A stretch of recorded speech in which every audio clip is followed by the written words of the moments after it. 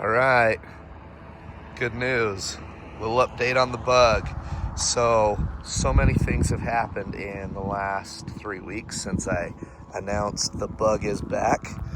Well, she's truly back. She drove up here on her own power. We got lights. We got really good running now. In fact, let me show you.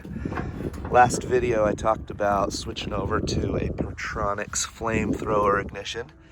We have done that and gone with the correct coil, gone through the carburetor extensively, put a new, what do you call it, the squirt tube for the accelerator pump. That was a major thing that kind of came about, learned the hard way. And actually, probably the biggest learn the hard way is that ignition coil. So we've had the wrong coil in this car since the very beginning when we very first got it running and on the road.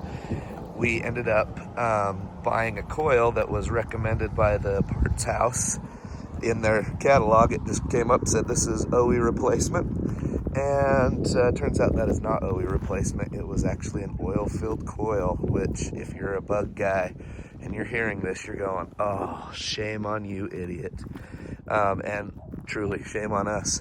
The reason this bug parked 2 years ago was because we put that oil-filled coil, brand new, thinking, oh, it's gonna make it run so much better. We're gonna do a whole tune-up. We're gonna do plugs, wires, coil, cap, rotor, and we did. We got it running.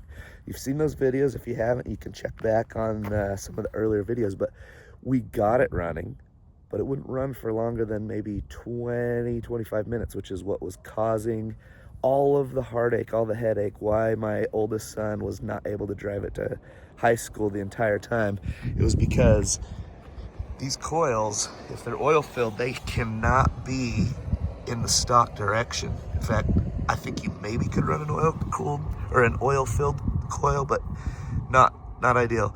So this is a, I believe they call it poly-filled. It's solid-filled because when it's oil-filled, it's like this. So all of the top of the coil or all the bottom of the coil is exposed to air.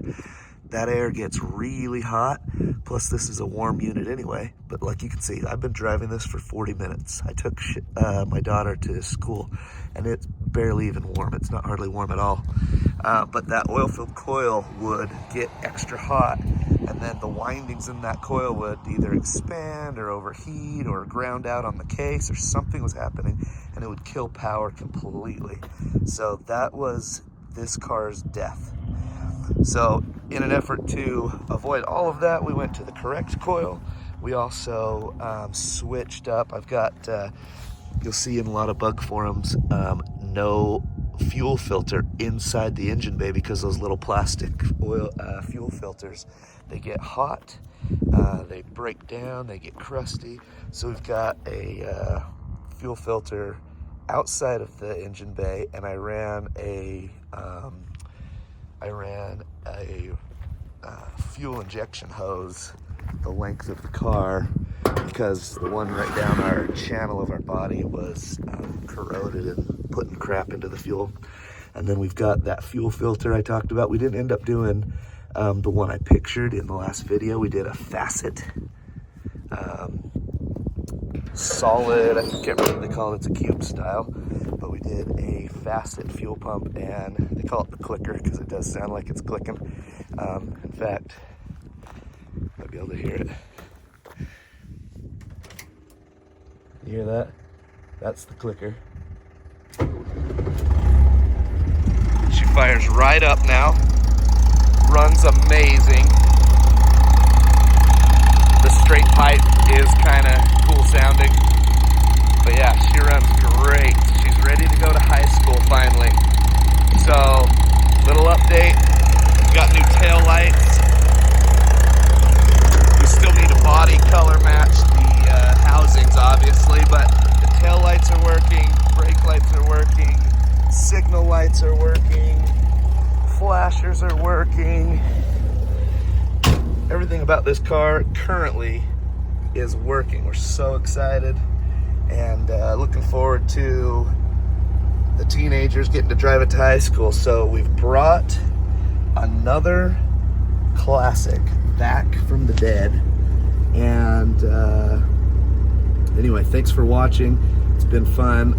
We'll do some more updates on this as we do some things.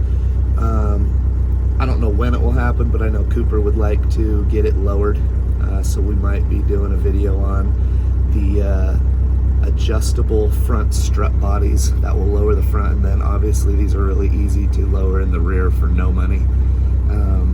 But that's the update. Thank you for keeping track of us. It has literally been over 2 years since we went through and restored this bug for the first son, and that failed epically because of something as simple as a $20 to $50 coil. So don't give up. These things can run. Look into it, figure it out, be a mechanic, and honestly, just drive these things. They love to be driven. So super excited to have it back on the road, and thanks for watching.